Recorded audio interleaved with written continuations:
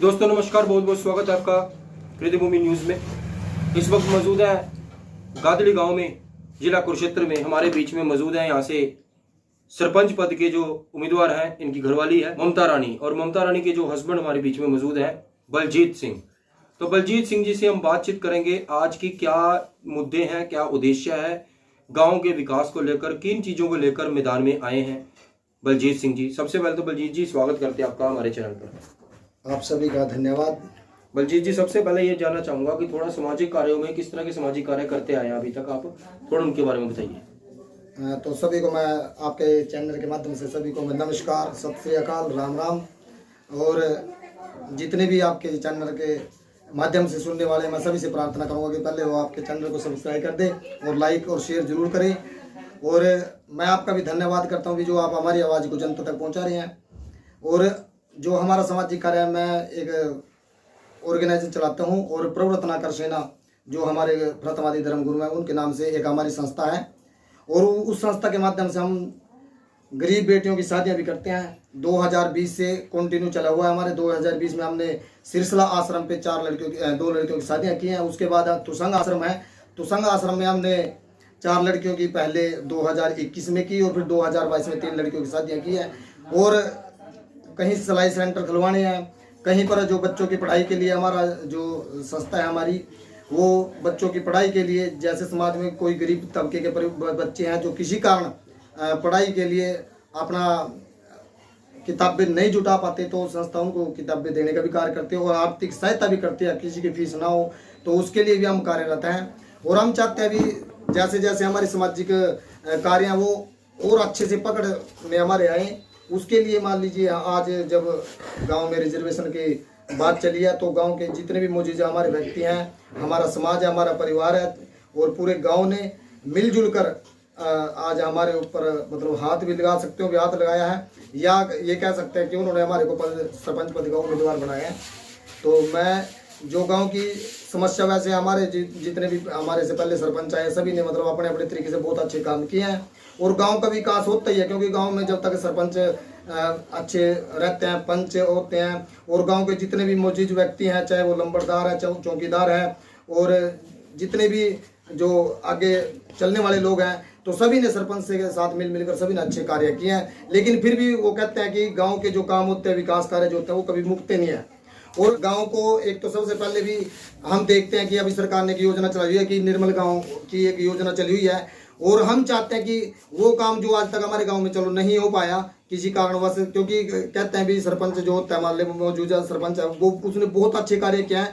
और हमारा जो मेन कहीं हमारे कार्य थे उन्होंने बहुत उनको अमली जामा बनाया है।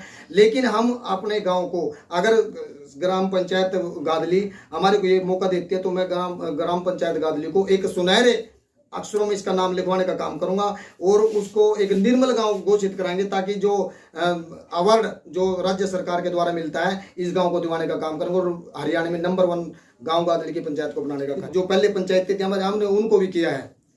जो पहले पंचायतें थी हमने उनको भी ये बात रखी है। हमारी जो कमेटी थी, हमारे युवा साथी हैं जो हमारे, उसमें सभी समाजों के बच्चे आते हैं, और सभी ने रल मिलकर जो सभी समाजों के जो 1-2 युवा साथी हैं, सभी ने इकट्ठे होकर उसको पहले अपग्रेड कराने के लिए ये सौंपा आश्वासन सरपंच ने दिया। लेकिन बात चली थी भी यहाँ पर जब बच्चे देखे जाते हैं, तो हम चाहते हैं भी जब उसको अपग्रेड कराने का कार्य भी हम पंचायत से फिर दोबारा कराने की कोशिश करेंगे। हर बेटी बचाओ बेटी पढ़ाओ का ये हमारी सरकार ने नारा दिया है, और बहुत बढ़िया नारा दिया है।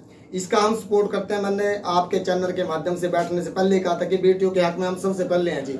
इसका मकसद ये था सर, जैसे कोई बार अब क्या होता है कि जो लोग होते हैं भी कन्या भ्रूण हत्या को रोकने के लिए इसका संदेश दिया गया था। क्योंकि आज अगर मतलब देखा जाए तो जो शिक्षा को लेके मतलब अलग अलग रणनीति चलाई है, और उसमें क्या है कि गरीब परिवार बहुत हैं, और गरीब चाहता है कि उनका बच्चा पढ़ लिख कर एक अच्छे इंसान बने, एक अच्छे लेवल पे जाए, और लेकिन वो उनको पढ़ाने के उस लायक नहीं होता, उनके पास वो आमदनी नहीं होती। लेकिन जो सरकार ने ये 134 फार्म करा था, तो उनकी एक उम्मीद थी एक उम्मीद जगी थी भी शायद हमारे बच्चे भी एक बड़े बड़े स्कूल में पढ़ लेंगे, और वो अपने बच्चे को 134 फार्म ए भरवा कर उनको बच्चों को अपना एक मौका मिला था। लेकिन वो जैसे सरकार ने खत्म किया तो ये तो मतलब उनके साथ एक नाइंसाफी है, उनके सपने वहीं के वहीं दबे रह चुके हैं। तो फिर ये नारा साकार कैसे हो सकता है कि बेटी बचाओ बेटी पढ़ाओ? ये साकार तभी होगा सर अगर इसको दोबारा से लागू किया जाए। और उसमें क्या है कि मान लीजिए जब अगर वो दोबारा लागू कर देता है तो गरीब परिवार की बेटियां भी पढ़ सकती हैं।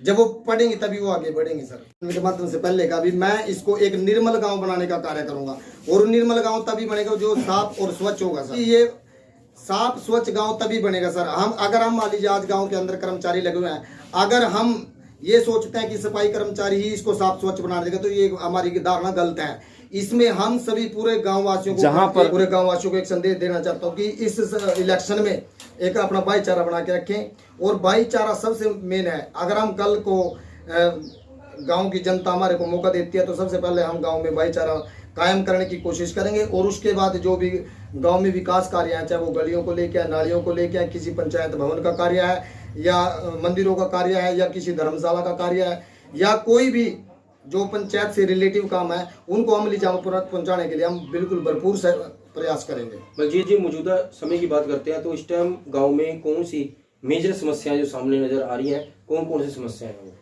इस समय बस यही समस्या जी।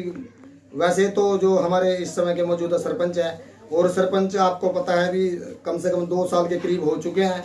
इस समय सरपंचों के पास जो है अपना पदभार नहीं है, लेकिन नाम क्या है, लेकिन फिर भी वो हमारी हर एक समस्या को सुलझाने का भरपूर सहयोग करते हैं। और छोटे छोटे कार्य हैं, वैसे तकरीबन सभी हो चुके हैं, लेकिन कुछ थोड़े थोड़े कार्य हैं गांव के जो इस समय नहीं हो पा रहे, क्योंकि वो इस समय पंचायत के हक में कार्य नहीं है। और इस समय जो पेंडिंग कार्य पड़े हैं, हम चाहते हैं कि अब जब नई पंचायत चुनी जाएगी, वो नई पंचायत उन कार्यों को डिस्पेंसरी से बचने के लिए आप क्या संदेश देना चाहोगे? और अगर आप यहाँ से सरपंची प्रधान पद मिलता है तो आप किस प्रकार के नशे को रोकने के लिए क्या आप कदम उठाएंगे? सर मैं आपको पहले भी बता चुका हूँ, लेकिन एक बार आपके चैनल के माध्यम से मैं बताना चाहता हूँ कि नशे को लेकर हमारे पहले ही प्रयास हैं, और हम चाहते हैं कि जब अगर गांव हमारे को मौका देता है तो नशे पे सबसे पुरजोर कार्य किया जाएगा।